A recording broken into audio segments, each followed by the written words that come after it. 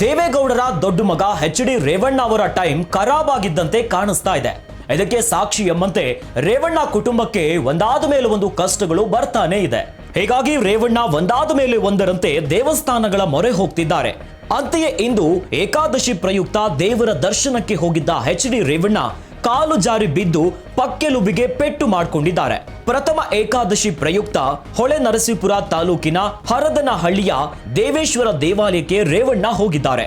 ಏಕಾದಶಿ ಅಂತ ಉಪವಾಸವಿದ್ದ ಕಾರಣ ನಡೆಯುವಾಗ ಕಾಲು ಜಾರಿ ಬಿದ್ದಿದ್ದಾರೆ ಎನ್ನಲಾಗಿದೆ. ಸದ್ಯ ಹೊಳೆನರಸೀಪುರ ಸರ್ಕಾರಿ ಆಸ್ಪತ್ರೆಯಲ್ಲಿ ಮಾಜಿ ಸಚಿವ ಎಚ್.ಡಿ. ರೇವಣ್ಣ ಚಿಕಿತ್ಸೆ ಪಡೆಯುತ್ತಿದ್ದಾರೆ.